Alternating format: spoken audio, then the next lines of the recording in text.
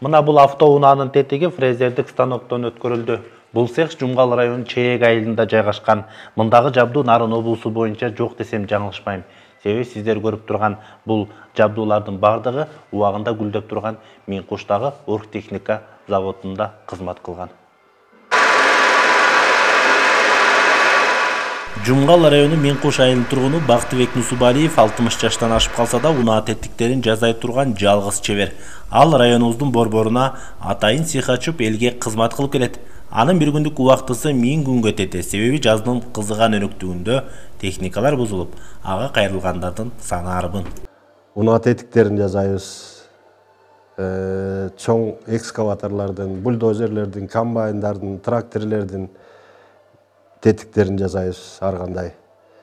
Токарный, фрезерный жасала турган жумуштарды.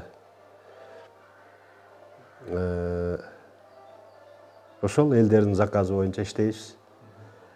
Сынган же бузулган тетиктерин көтөрүп келет, мен жасап берем.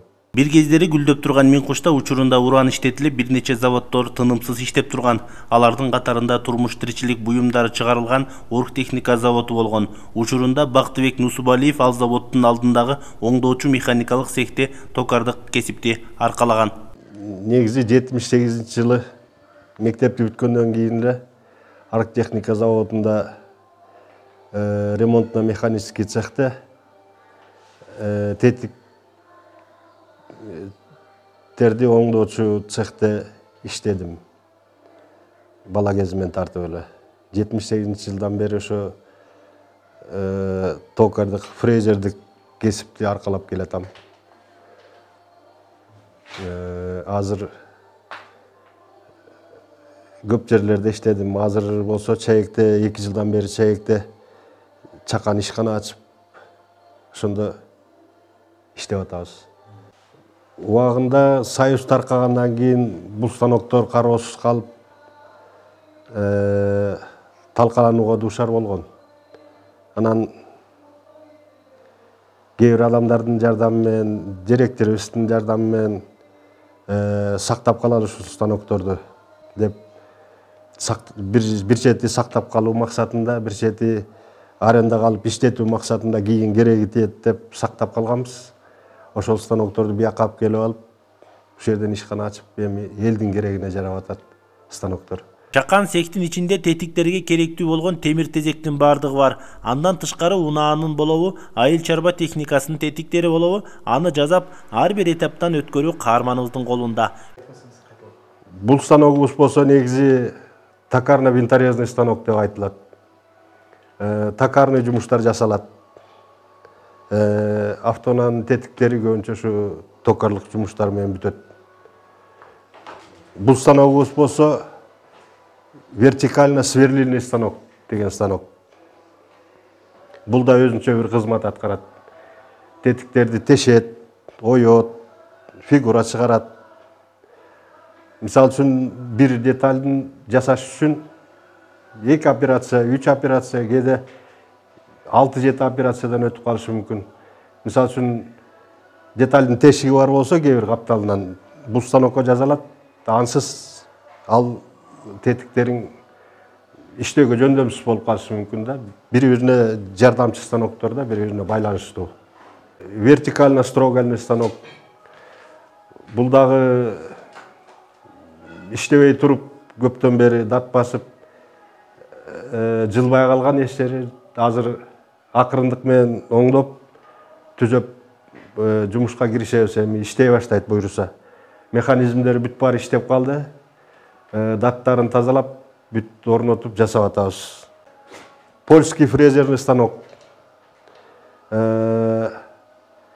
Тетиктердин 4 чарчы тетиктерди обработка кылат да. Мисалы үчүн мынау сыяктуу автоунаанын тетигин жасайт, үстүн тазалап, сүрүп берет, прокладка жаткыдай кылып. Фрезерный станок польский.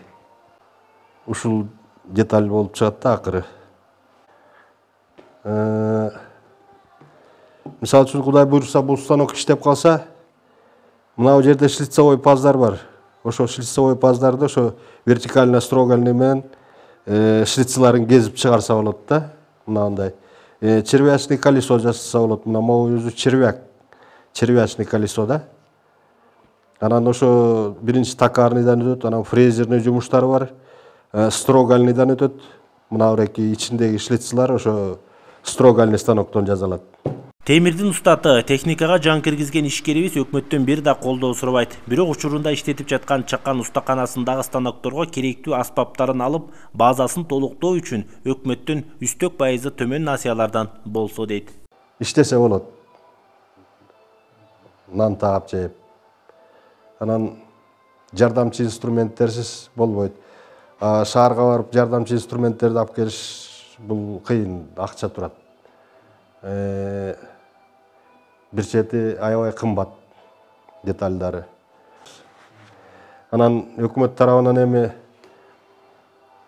жанагы мал чарбачылыгына арзан насыяларды берип атпайбы, ошол сыяктуу бизге деле жеке ишкерликке арзандатылган насыя берип койсо жакшы эле болмок. Өнүгүп бутка тургуча. Ал жагы жакшы болмок эле деп оюм бар ошондой. Бактыбек Нусубалиев 5 баланын атасы, колунда турган балдарынын бири Тоокен тармагынын адиси. Ал карьерлердин биринде иштесе, кенже уулу спорт окуу жайын бүтүрүп, мектептердин биринде эмгектенет. Каарманыбыздын келечектеги тилеги өзү билген тармагын уулдарына үйрөтүп кетүү.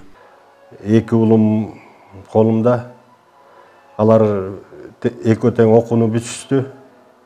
Улусу горно-геологическийдин открытый горный работы деген факультетин бүткөн, ал карьерде иштеп атат.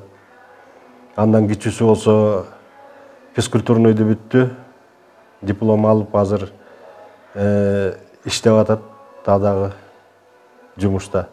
Анан жумуштан бош колдор бош кезинде мага жардам берип алектенишет, бирок анчалык көп мындай менен чогуу боло албай атышат да. Келечекте тилегим бар, экөөнө тең үйрөтсөм өзүм билгенди. Үйрөтүп койсом жакшы болот эле деген. Ушундай ой максаттар бар.